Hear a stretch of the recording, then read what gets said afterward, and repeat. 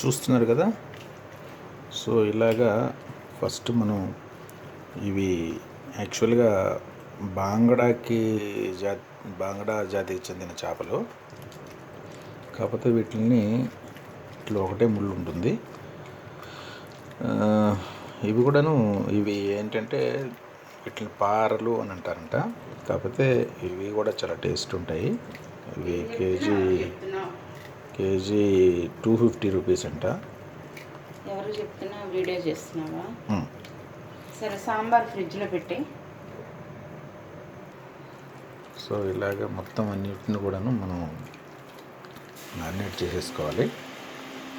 దీంట్లో వేసిన పదార్థాలు మీకు చెప్తాను.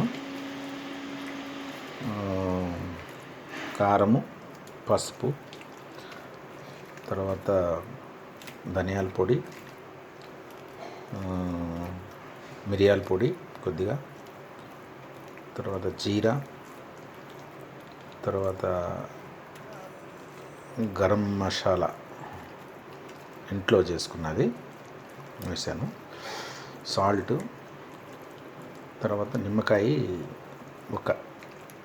పూర్తిగా ఒక కాయ కంప్లీట్. సో ఈ విధంగా మ్యారినేట్ చేసేసుకోవాలి. దీంట్లో ఇంక వేరేటివి కలర్స్ అట్లాంటివి వేయకూడదు. అట్లాగే యాడెడ్ కార్న్ ఫ్లోరు అట్లాంటివి కూడాను వేసుకుంటే మంచిదే, కానీ కాకపోతే అవి ఆరోగ్యానికి మంచిది కాదు. చూసడానికి మంచిది, టేస్ట్కి కూడా మంచిగానే ఉంటుంది, కానీ దాంట్లో అది అవాయిడ్ చేస్తేనే మనకు బాగుంటుంది. సో ఈ విధంగా మనం కంప్లీట్గా మసాలా వీటికి ఇలా పట్టించేసుకోవాలి, లోపల కూడా వెళ్ళిపోయేటట్టుగా.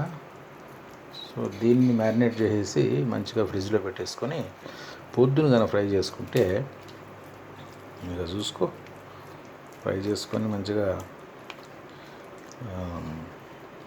పప్పుచారు, ములక్కాయ పప్పుచారు, లేకపోతే పప్పుచారు, లేకపోతే రసము, దేంటైనా ఊటీచ్చు. ఒక్కొక్కరు 2 ముక్కలు వేసుకుంటే మంచిగా. వీటిని తలకాయలను కూడా పోనీయకూడదు యాక్చువల్గా చెప్పాలంటే. నేనైతే జనరల్గా తలకాయలు ఇట్లా కట్ చేసేసుకుంటారు, నేను చేయలేదు.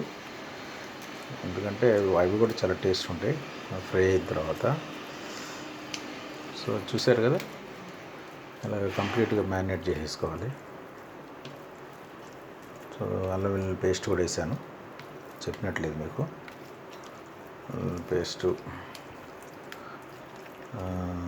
ఒక కాయ నిమ్మకాయ కంపల్సరీ పడాలి, ఎందుకంటే కొద్దిగా పులుపు తగినప్పుడు ఏంటంటే ఈ మసాలా కంప్లీట్గా తొందరగా. అట్లాగే ఫిష్ కూడాను ఫ్రెష్ దనాన్ని కోల్పోదు నిమ్మకాయ వేసినప్పుడు. నిమ్మకాయ ఉప్పు ఉంది కాబట్టి దీన్ని ఇట్లా ఫ్రిడ్జ్లో పెట్టేసుకొని మీరు రేపు 2 ముక్కలు అట్లా రేపు ఈవినింగు ఆ తర్వాత రోజు కూడాను మీరు మంచిగా ఫ్రై చేసుకొని తినచ్చు. జాగ్రత్తగా వీటికి కొద్దిగా ముళ్ళు అవి ఉంటాయి, చేతులు చేసినప్పుడు ఉంచుకోకుండా చేసుకోవాలి. ఇవి పైన ముళ్ళన్నీ తీసేయాలి. యాక్చువల్గా తీసేసినట్టున్నాడు, ఇంకా తగలట్లేదు, కానీ అక్కడక్కడ కొద్ది తగిలింది నాకు. సో చూసినట్లయితే మీరు కంప్లీట్గా ఇవి మ్యారినేట్ అయిపోయింది ఇది కావడం. సో ఇందులో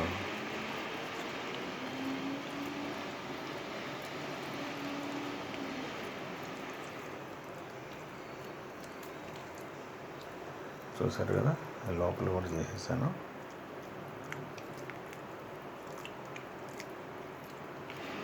ఇట్లా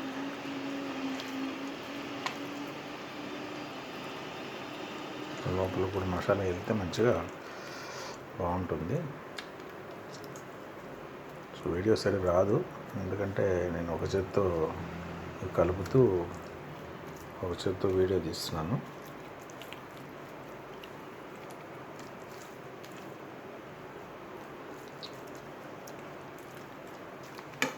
మంచిగా నూనె యాక్చువల్గా డీప్ ఫ్రై చేయకూడదు ఎప్పుడు కూడాను. కొద్దిగా ఒక 4 చెంచాలు బాండ్లో వేసేసుకొని ఒక 2-3 ముక్కలు ఫ్రై చేసుకోవాలి. డీప్ ఫ్రై కూడా ఇప్పుడు చేయొద్దు, ఎందుకంటే ఆయిల్ని మనం చాలా వరకు అవాయిడ్ చేస్తే మంచిది.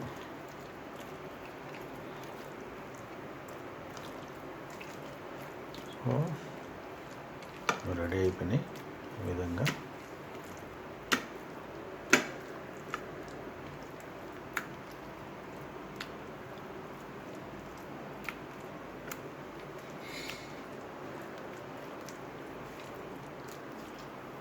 చూసారు కదా, వీటన్నిటిని చక్కగా ఇలా విడివిడిగా పేస్ట్ చేసుకుంటే మనం ఏ ముక్క ఆ ముక్క మనం ఫ్రై చేసుకున్నప్పుడు తీసేసుకోవచ్చు.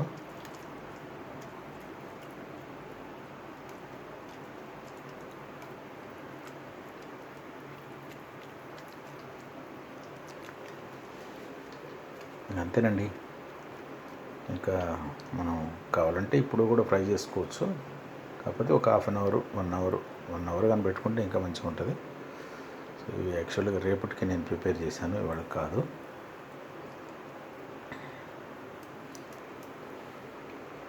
చూసారు కదా, ఈ విధంగా చేసుకోనండి. Okay, bye. మీరు కూడా ఈ విధంగా ట్రై చేయండి. ఏం లేదు, సింపుల్. వెళ్ళామా, మంచిగా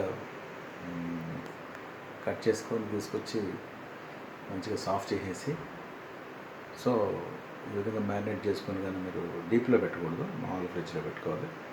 సో రేపు ఎల్లుండి రేపు సాయంత్రం, ఎల్లుండి పొద్దున కూడాను మీరు చక్కగా మీకు కావాల్సినట్టుగా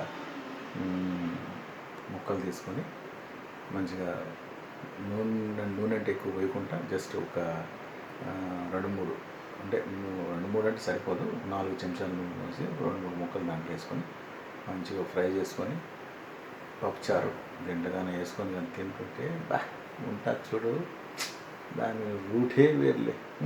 బాయ్, ఉంటా.